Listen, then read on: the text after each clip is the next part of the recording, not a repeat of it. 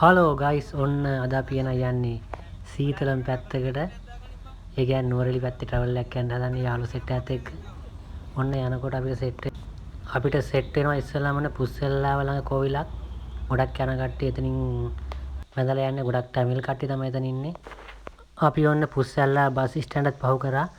ඒ යන මගදී ඉතින් අපේ යාළුවෙක් ඔය මගේ ඉන්නවා කිව්වා.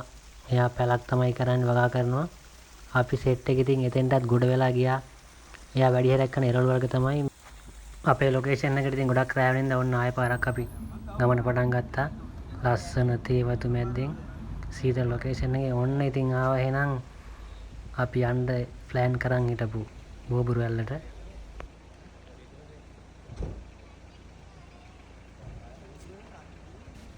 ඔන්න ඉතින් ගමන පටන් ගන්න කලින් අපේ යාළුවෝ සෙට් එක පොඩි වීඩියෝ එකක් ගත්තා.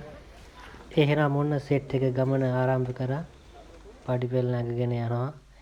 යන අතරතුරදී උඩින් එකෙන් දියඇල්ලට සෙට් වෙන තැන් වලින් වැටෙන වතුර වෙන්නත් මේ වැටෙන්නේ තැන් වල. ගමන දුරයි. මාර ලස්සනයි. ඒ තැන් අපි ඔන්න ටිකෙන් ටික යනවා ගමන. ඔන්න තව පඩිපෙළ නගනවා. නගිනකොටදී ඔන්න පළවෙනි යාළුවා නඩේ ගුරා. ඊට පස්සේ එනවා අපේ අනිත් යාළුවා එයාත් ඉන්නවා. ඔන්න තව යාළුවෙක් ඉන්නවා. ඔන්න තඩියට ගමන ඇවිදින්න අමාරුයි. ඔන්න අනිත් තඩියත් එනවා. හරි අමාරුවෙන් ගමන යන්නේ. ටිකක් දුර එනකොට තියෙනවා පාරේ දෙපැත්තේ පොඩි පාරක්. ඒකෙන් ඔන්න වතුර පාරක් එනවා. ඒ යන දෙපැත්තෙන් යාළුවා මූණ පොඩක් හොදනවා. සෝකිය වතුර පුරන කට්ටකුලින් කියලා. ඊට පස්සේ ඔන්න ටිකට් කවුන්ටර් එක ගමට ගන්නවන පාඩුවේ. අයි මේක 1500 කරලා දීලා දෙන්න කාර්යයක් දැම්මම අයිටම් නෑ. කල්ලි දීලා දුක් කිනෝ අමාරුවෙන් එකමාරකට කිලෝමීටර් එකමාරක් යන්න ටිකට් එක. හරි. පයින් යනකොට නම් ඉස්සරහින් යන කට්ටිය ඉඳගෙන ආන යනකොට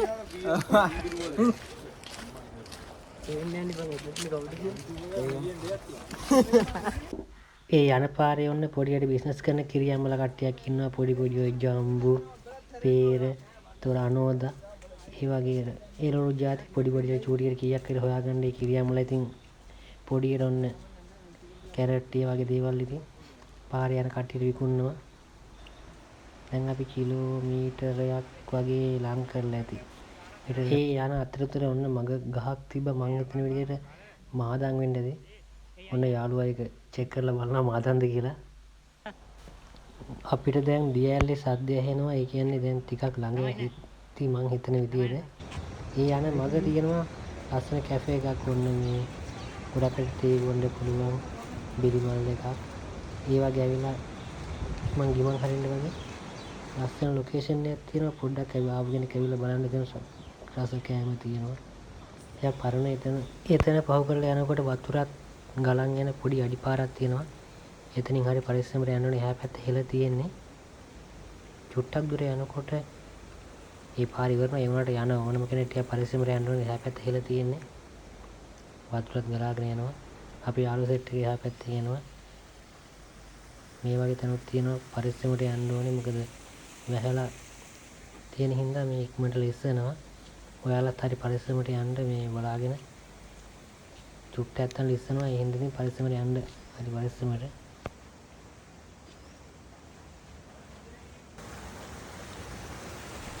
ඒ යන අතරතුරදී හැම තැනම දෙපැත්තෙන් වතුර වැටෙන තැන් තියෙනවා. කොන්ක්‍රීට් දාපු පාලම් වගේ පොඩි තැන් තියෙනවා. ඒ තැන් වලින් හරි පරිස්සමට යන්න ඕනේ. ලස්සන දියඇලි තියෙනවා. පොඩියට කියන්නේ උඩින් වතුර ගලාගෙන යන වතුර මාර්ග වෙන්නද මම හිතන විදිහට. ඒ තැන පසු කරන් යනකොට ඔන්න පාලමක් තියෙනවා. ඒකත් පයි පහු කරා. ඉන්දෙන්ද මාර ලස්සන දේවල් දකින්නේ. අපි සෙට් එක තවත් ඉස්සරහට ගියා ඉතින්. එතනත් පහු කරලා යනකොට ඔන්න අපිට හම්බුණා අපේ යාළුවෙක්. එයාත් ඔන්න අපිත් පොඩි chat එකක් දාලා ඊට පස්සේ යාවත් පහු කරගෙන අපි ආයෙ පාරක් ගමන් පටන් ගත්තා. ලස්සන මල් තියෙනවා. දෙපැත්ත මාර ලස්සනයි. ඒ කියන්නේ ඕනම කෙනෙක් ඇවිල්ලා බලන්න එතන මාර ලස්සනයි. පාර ටිකක් අවුල් කැටපත් පවුරක් වගේ තියෙනවා. ගොඩක් ඉස්සර හදපු පොඩි ගයක් වෙන්න ඇති. එතන දැන් ගරා වැටලා වගේ තියෙන්නේ මොකුත් නැහැ. ගිමන් හොලින් හදපු තැනක්. අපිත් එක්ක ආපු එක්කෙනෙක් ඔන්න අපි එනකම් බලන් ඉන්නවා. අපි ආවත් පහු කරන් ගියා. දෙපැත්තේ දියැලි වතුර වැටෙනවා. ඒ සද්ද එනවා. පාර නම් අවුල් මේ හරි පරිස්සමට යන්න ඕනේ. ඉතින් හිමීට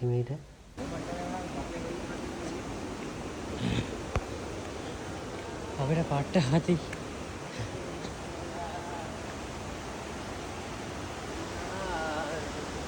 තව ටිකයි තියෙන්නේ.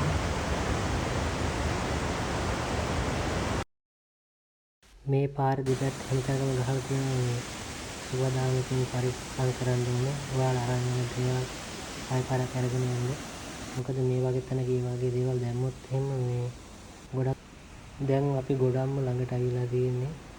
ඔන්න ඉස්සරහින් පාලමක් තියෙනවා. මේ පාලමේ ගියොත් තමයි ඔයාලට එහා පැත්තේ කියන්නේ දියඇල්ලේ ලස්සන view එක බලා ගන්න පුළුවන්.